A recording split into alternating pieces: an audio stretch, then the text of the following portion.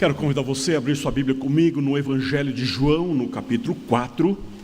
Evangelho de João, capítulo 4, nós leremos a partir do versículo 10 e vamos fazer uma longa leitura, vamos até o versículo 26.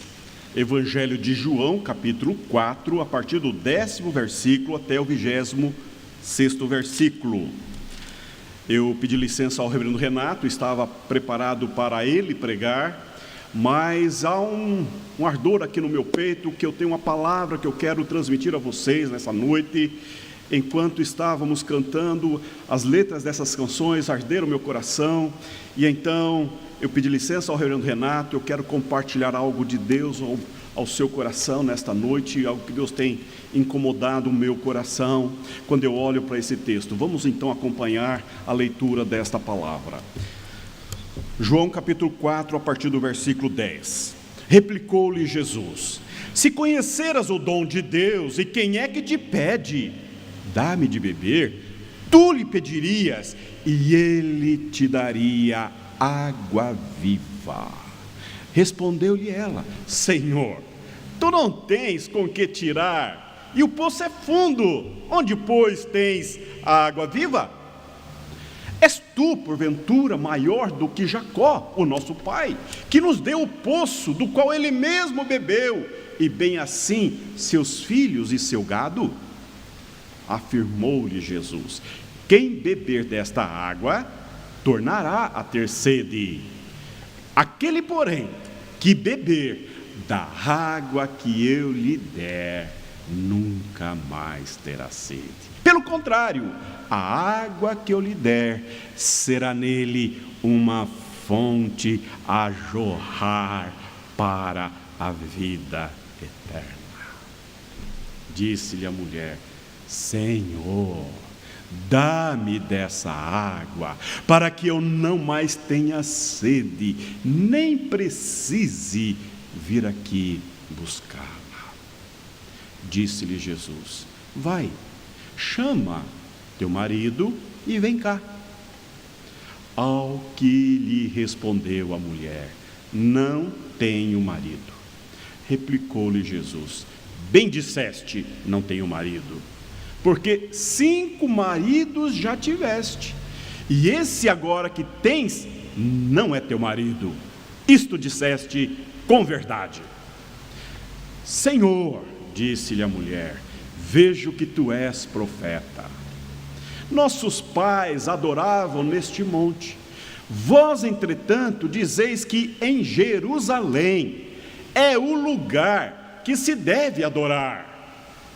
Disse-lhe Jesus: mulher, podes crer-me que a hora vem, quando nem neste monte, nem em Jerusalém adorareis o Pai.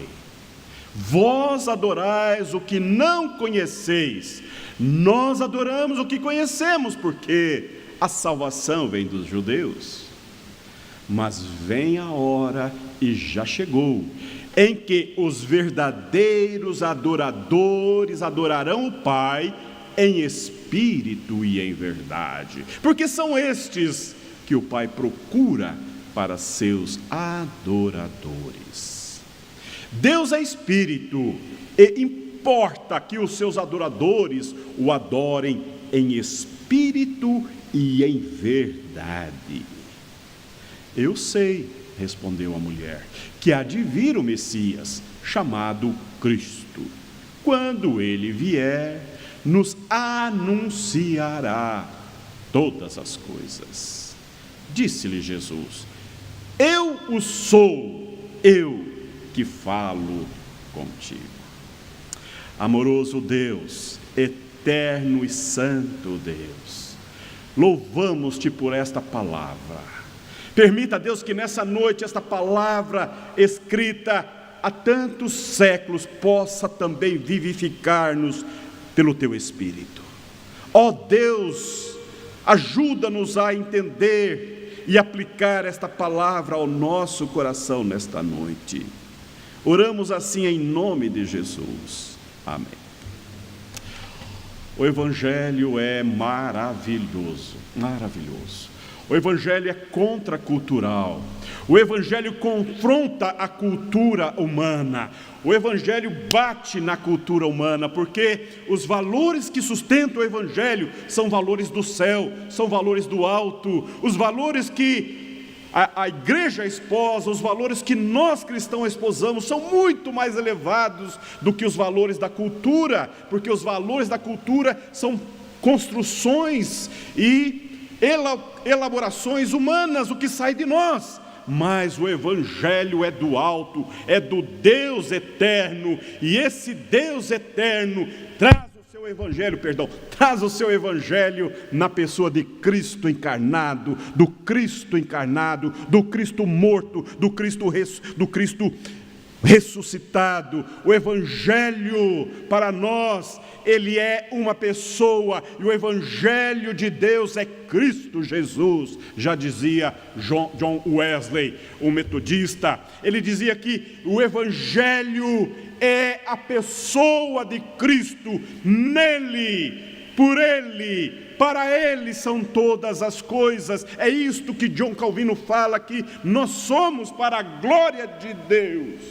A nossa vida é para a glória de Deus. Tudo que somos, tudo que temos, tudo que vivemos, vivemos para a glória de Deus. Mas vivemos no mundo com pessoas esquisitas, com pessoas estranhas, com pessoas complicadas, com pessoas coisificadas, com pessoas estragadas, prejudicadas, tomadas pelo mal. É o caso dessa mulher. É o caso de uma mulher que, devido à sua vida, devido à sua construção familiar, das suas atitudes familiares, dos seus investimentos em torno da família, no seu esforço, na sua tentativa de construir um lar, de formar uma família, de forjar, ser aceita, ser acolhida dentro de uma estrutura familiar, ela teve casamentos disfuncionais, não foram funcionais. Ela teve diversos casamentos. Ela teve uma vida em desconformidade com a sua própria cultura, com o seu próprio modo de viver. Aquela cultura, os samaritanos tinham o seu próprio estilo de adoração, o seu jeito de viver, e era uma vila muito pequena, um lugarejo, e aquela mulher vivia naquele lugarejo, mas ela não tinha muita facilidade de ajustamento dentro da sua cultura, por conta da sua condição familiar. Tanto é verdade que ela vai buscar água cerca de meio-dia, o que não era a hora apropriada para as mulheres irem ao poço de Jacó. O horário ajustado, o horário certo, era em torno de 6 horas da manhã, em que as mulheres saíam juntas do seu vilarejo, e juntas chegavam logo cedo e pegavam a água que dava para abastecer a casa para o dia todo. Ela não participava deste horário com as mulheres, porque as mulheres não a tinham por boa companhia, então ela ia em horário alternativo. Ou seja, era uma mulher disfuncional, numa cultura disfuncional, prejudicada, tentando conduzir-se, elaborar-se com as suas questões pessoais, com as suas questões emocionais, com as suas questões espirituais, tentando de algum modo conduzir-se, ajustando na vida.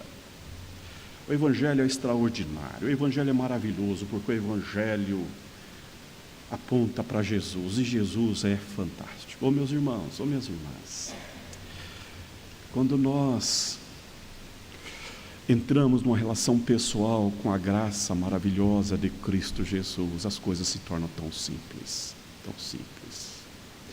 Quando nós entramos numa relação de vida, numa construção de fato e em verdade com o Cristo da nossa fé, as coisas mudam, as coisas se alteram. Há um movimento do céu no nosso peito, há um movimento do céu no nosso coração, que perpassa a nossa mente, que pastoreia a nossa alma, que nos integra, que nos ajusta, que nos põe no eixo e que nos liga com a eternidade. esse texto fala disso, esse texto fala do encontro de Jesus com uma mulher comprometida com a sua história pessoal, com a sua história familiar, perdida, completamente perdida nas suas investidas para com a sua história. Jesus marcou um encontro com ela. Vocês conhecem aquela canção? Nesta noite feliz, neste santo lugar, eu marquei um encontro com Deus. Seu amor é real, sua paz gozarei. Vocês conhecem? A teologia desse cântico é meio confusa, porque nós não marcamos encontros com Deus. Deus está em todos os lugares, em todos os momentos, sempre conosco. É Ele que marca encontro conosco. Foi o que aconteceu aqui. Jesus, diz o texto, que estava cansado da viagem, estrategicamente ele foi ao poço de Jacó e ali permaneceu sozinho. E os seus discípulos, como não comiam nada que vinha dos samaritanos, eles eram muito enjoados, eles voltaram um pouco para comprar comida para eles no território da Judéia. E então Jesus ficou ali já no território de Samaria, esperando alguém. E de repente chega essa mulher. E uma coisa maravilhosa, extraordinária do Evangelho de Jesus Cristo e da pessoa de Jesus Cristo, é que Ele nos encontra no caminho. Não somos nós que o encontramos, é Ele que nos encontra, é Ele que vai atrás de nós, é Ele que nos busca, é Ele que caminha, é Ele que vem em nossa direção. E Ele estava ali, aguardando este encontro da eternidade com aquela mulher. E vocês perceberam na leitura do texto que a conversa se dá em torno de um poço, e o assunto da conversa, obviamente, é água. A mulher foi buscar água, Jesus disse que estava com sede, e ele pediu água para beber, e então o assunto se tornou água. E Jesus entrou na vida dessa mulher, fazendo perguntas como cunha. Sabe o que é cunha? Conhece cunha? Cunha é um pedaço de madeira que é bem fina na ponta, né? E mais robusta no final. Ela entra devagarinho e vai abrindo, não é? Jesus foi entrando no coração, na vida, na intimidade dessa mulher, assim, com perguntas muito bem colocadas, muito bem escolhidas, para que ela pudesse ir se revelando, colocando-se, se expondo, abrindo o seu coração, abrindo a sua alma, abrindo e revelando o que é dentro de si.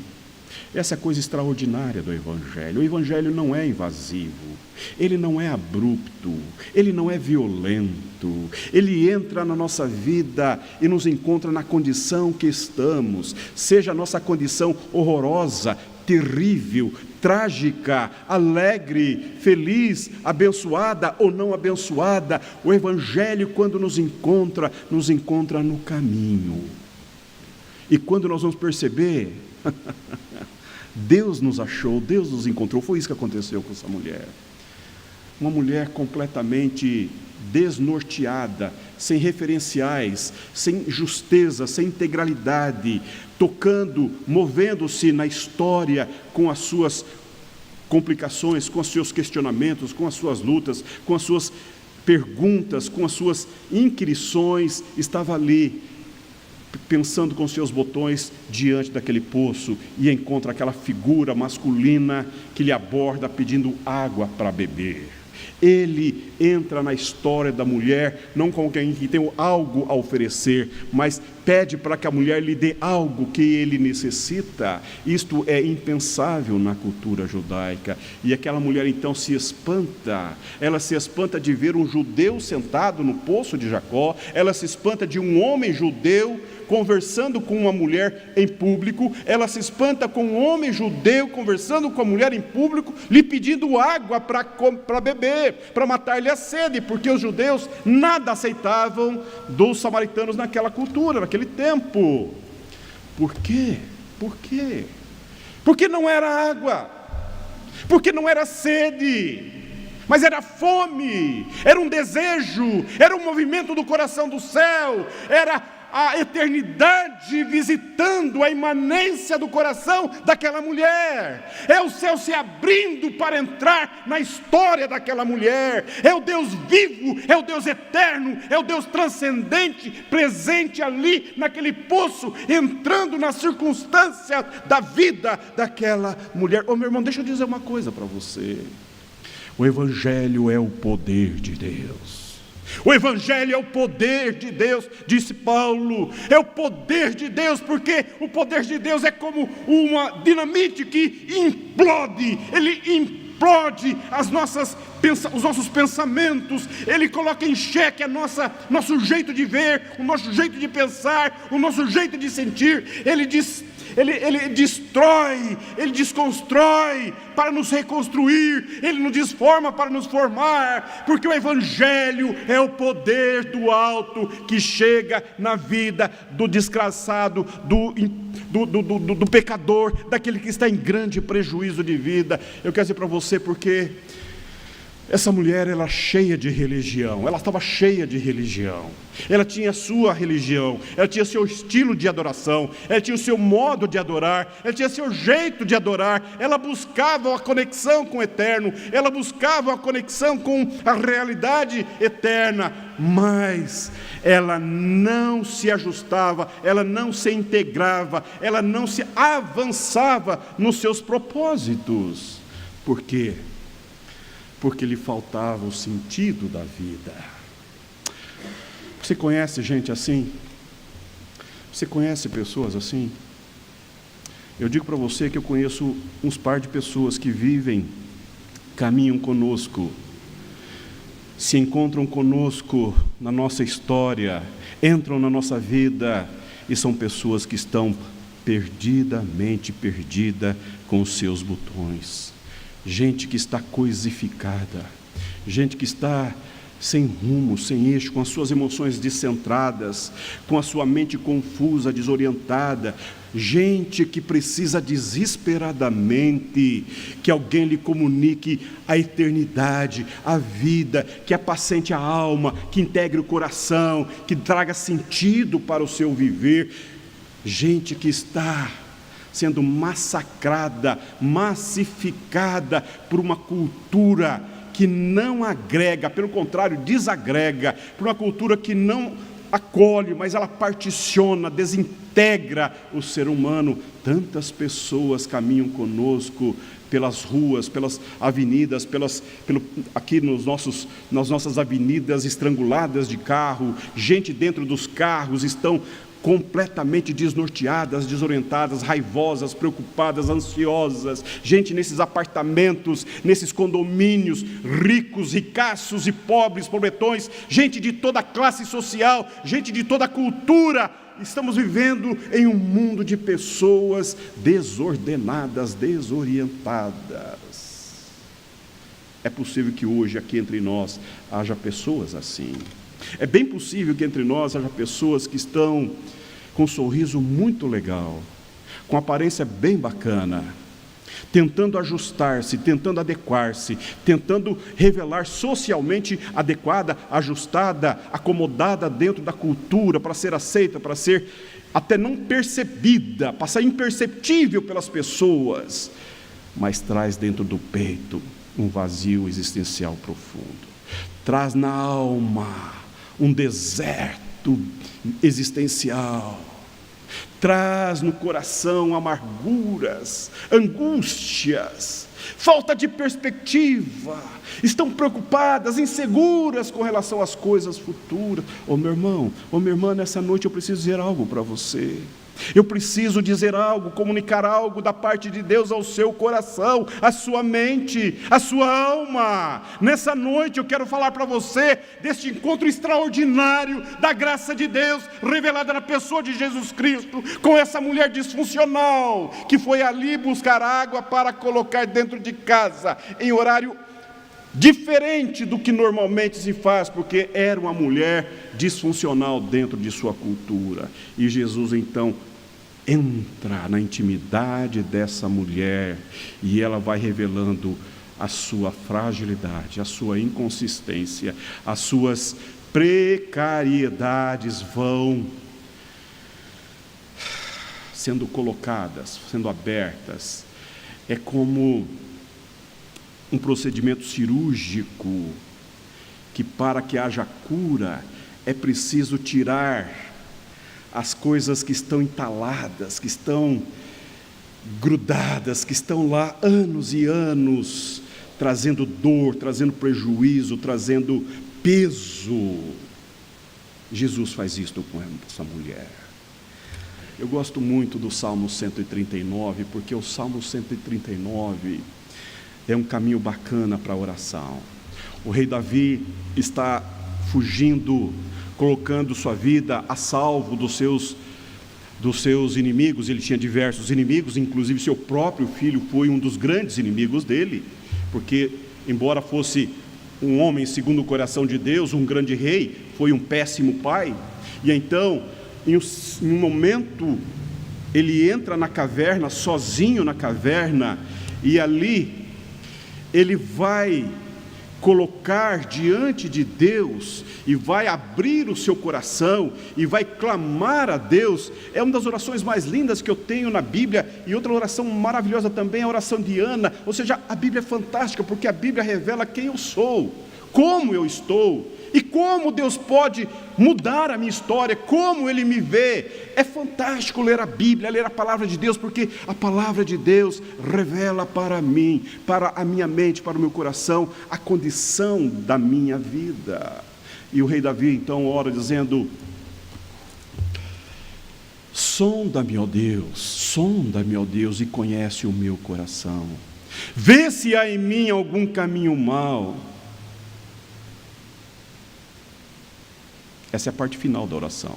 Mas ele começa a oração: Senhor, tu me sondas e me conheces. Ainda a palavra não chegou à língua e tu a conheces toda. Tu me sondas por trás, tu me sondas pela frente. Tu conheces o meu andar, o meu deitar e o meu levantar. De longe penetras os meus pensamentos. Quão insondáveis são os teus juízos. Se subo aos céus, lá estás. Se faço a minha cama no mais profundo abismo, lá estás também. Ou seja, Davi vai dizer para Deus aquilo que Deus conhece acerca dele. Davi vai abrir a sua alma, abrir o seu coração, e ele vai falar para Deus como que Deus o enxerga, como que Deus o vê. E esta consciência de que Deus o vê, de que Deus o conhece, de que Deus o sabe, dá a ele a condição de relatar, de escacarar a alma, de abrir o coração, de dar nome às suas fragilidades, às suas inconsistências, e falar: Senhor,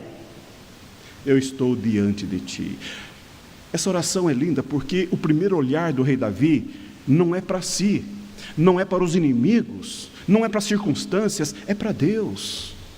Essa mulher está diante de Jesus, o Deus encarnado, o Deus eterno. O Evangelho é isto, o Evangelho é o confronto da eternidade com a nossa imanência, com a nossa precariedade. É a santidade visitando a nossa pecaminosidade, é a santidade purificando as nossas impurezas e imperfeições, é o olhar altivo, glorioso de Deus corrigindo a nossa miopia, nossa hipermetropia. Ou seja, é a ação gloriosa de Deus no âmago da existência humana. Meu irmão, eu preciso dizer uma coisa para você: essa experiência, ela é profundamente vivificante, ela é extraordinariamente integradora, ajustadora, e celebra a vida.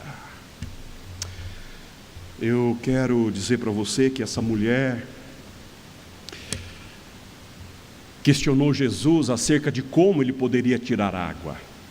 E então Jesus diz: se você soubesse quem te oferece, você não apenas daria, mas você me pediria da água, porque a água que eu tenho para lhe oferecer é uma água que é como uma fonte a jorrar dentro de você para a eternidade. Olha que coisa maravilhosa. Olha a promessa de Jesus. Olha a promessa que Jesus dá àqueles com quem ele se encontra. Esta é a promessa gloriosa do Evangelho. Esta é a mudança radical do Evangelho, que não apenas sacia a sede imediata, que não apenas atende imediatamente às questões, às demandas da vida, que não apenas atende imediatamente às questões urgentes e necessárias, mas é uma fonte de água que jorra para a eternidade. É daqui para frente. Ele zera o passado, ele zera o passivo, ele zera o que ficou para trás, e é uma história nova que começa dali para frente e vai até a eternidade. Isto é Evangelho, isto é Evangelho. É isso que Jesus faz na vida daqueles que ele ama. Ele vai atrás e ele lança esse olhar de amor, de misericórdia, de compaixão, de amor que vai até as últimas circunstâncias. Deixa eu falar uma coisa para você.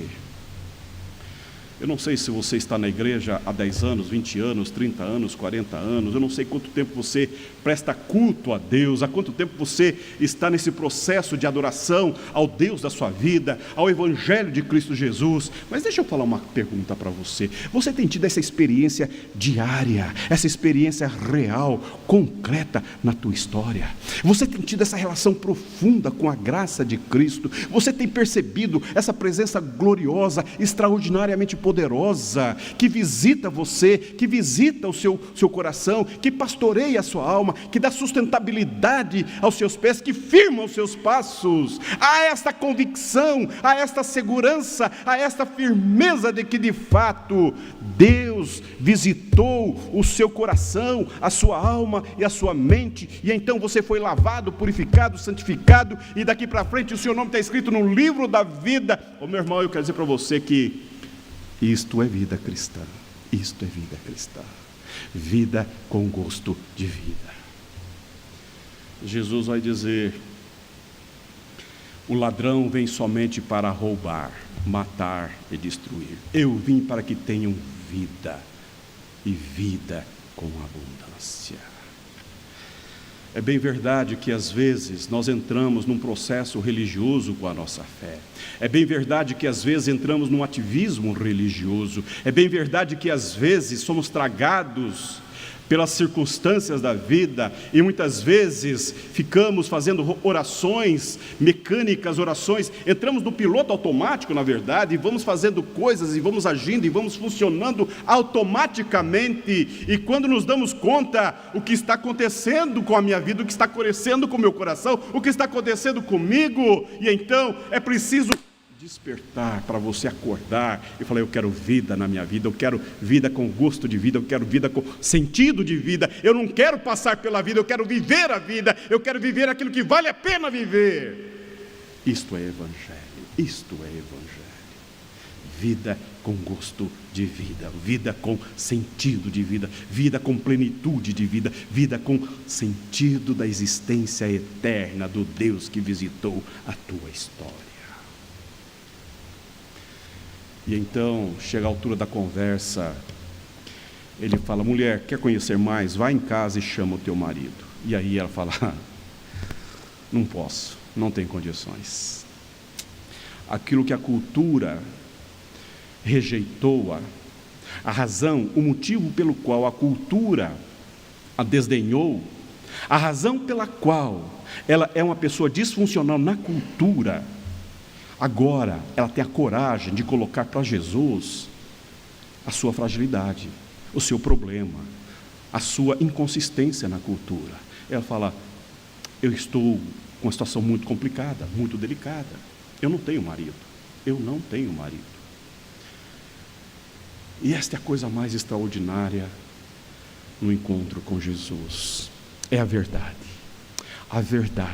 sem escamoteamento, sem mentira, sem engano, mas a justeza, a integralidade, sermos o que somos, estar como estamos diante de Deus. Uma coisa mais maravilhosa na vida de um ser humano, ele ter esse santo encorajamento de dizer: eu não valho, eu não presto, eu não sirvo, eu sou o que sou. Se o Senhor quer fazer alguma coisa boa com isso, eu preciso. É nessa santa humilhação, é nessa condição de humilhar-se, de esvaziar-se, de tirar os seus adjetivos, as suas qualificações, é fazer um currículo ao contrário, é dizer: Senhor, a minha vida, a minha história, eu sei quem eu sou, eu sei dos meus fracassos, eu sei. Isto é o ambiente, esta é a terra que acolhe a boa semente do Evangelho. É quando nós corajosamente entregamos, como diz a minha filha, entregamos as betes. Não consigo, não dou conta, eu não suporto, eu não quero, eu não adianta mais, eu não quero viver desse jeito que eu estou vivendo. Não faz para mim sentido algum viver como eu estou vivendo. Eu não quero dar mais um passo a viver no modo como eu estou vivendo. Não, basta, chega. É o que ela está dizendo para Jesus. Essa coragem de se expor, de se abrir, é um terreno que está pronto para agasalhar a boa semente do Evangelho. Ô meu irmão, o Evangelho, ele confronta as nossas forças, ele confronta os nossos nomes e sobrenomes, os nossos recursos, as nossas possibilidades, porque Deus conhece-nos, Deus sabe como somos, Deus sabe quem somos. Nós não causamos surpresas para Deus, nós não temos como escamotear nada de Deus. E então Jesus diz: sim, isto é verdade. É verdade, porque você teve 5 maridos, e o que está com você agora nem é seu marido. Que coisa extraordinária quando nós temos esse santo encorajamento de falar para Deus, que nos conhece, que sabe dos nossos pensamentos, que sabe da nossa palavra antes que ela chegue à língua. Que coisa extraordinária, nós temos essa certeza de que nós estamos falando com o autor da vida, com o Senhor da história, aquele que pode dar um rumo completamente novo e diferente na minha história pessoal. Isto é Evangelho. Não é para ficar expondo-se para as pessoas, não é ficar visitando padre, pastor, para ficar desabando as suas tragédias. Se vier, a gente escuta, a gente ora junto, a gente chora junto, a gente se alegra junto, mas sobretudo é para você fazer isto diante do eu sou, o Cristo ressurreto.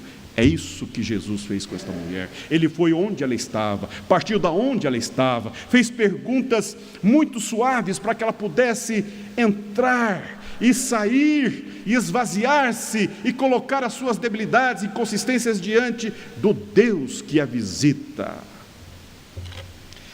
E aí a conversa vai para o campo religioso, sai do campo familiar, do campo pessoal, e vai para o campo religioso. E aí Jesus está dizendo: olha, Deus está procurando sim, Deus está procurando adoradores. Deus é um Deus que gosta de ser adorado. Deus é um Deus que tem alegria de ser adorado pelo seu povo. O Deus da Bíblia, o Deus da revelação bíblica, é o Deus que tem prazer em celebrar os seus atos junto com o seu povo em grandes ajuntamentos. Deus se alegra com o seu povo que o adora, mas tem um jeito, tem um modo: em espírito e em verdade. Jesus está dizendo para essa mulher que não tem a ver com o local, não tem a ver com o espaço físico, não tem a ver que se é nesse ou naquele, se é desta ou daquela, se é nesta igreja ou naquela igreja, se é essa dominação ou a outra dominação, quem está mais certinho, quem está mais erradinho. Jesus está rompendo com esses processos religiosos, elevando a conversa a um nível mais elevado da adoração, dizendo que o Pai está procurando adoradores que o adorem, não com palavras, mas com espírito quebrantado, com espírito quebrado, com espírito aberto diante dele, não apenas de palavras, não apenas processos humanos, mas uma alma quebrantada, um espírito quebrantado e em verdade. E quando Jesus fala que é em espírito e em verdade, ele está falando: uma coisa tem a ver com você, outra coisa tem a ver com Deus. O teu espírito, ele quer, mas ele quer que faça isso em verdade. E que é a verdade? A verdade é Jesus Cristo. A verdade é Jesus Cristo. A adoração que Deus aceita é a adoração que é feita através de Jesus Cristo, por meio de Jesus Cristo, através de Cristo Jesus. Toda adoração é acolhida nos céus, porque Jesus é o autor e consumador da nossa fé.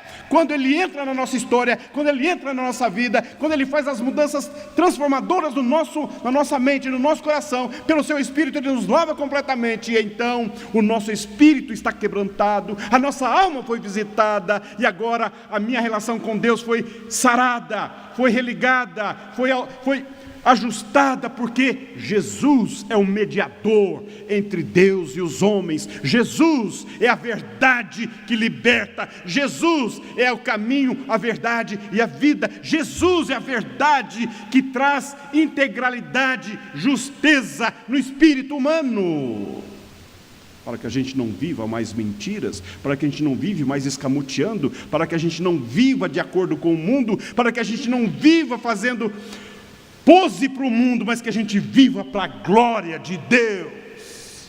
Portanto, a tua adoração, quando ela é genuinamente do âmago da sua vida, e ela é através da pessoa de Jesus Cristo, você está em plena adoração e sintonia com o céu. É isso que Jesus faz na nossa história. Foi o que aconteceu comigo.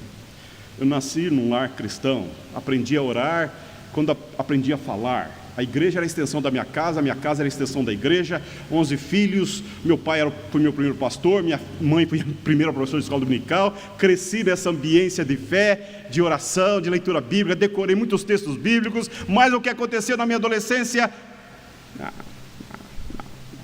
Essas coisas perderam o sentido para mim. É o que acontece com muita gente. Ter a cultura evangélica, ter a cultura cristã, saber hinos de cor, saber versículos de cor, saber quem é Deus, saber quem é Jesus Cristo, não é suficiente, não é suficiente. Você ter uma cultura religiosa não é suficiente. É desejável, é necessário que você passe por esse encontro pessoal, genuíno, transformador na tua história. É preciso que você seja marcado, selado com a palavra do Cristo eterno, que entra, que faz história e que marca a tua alma.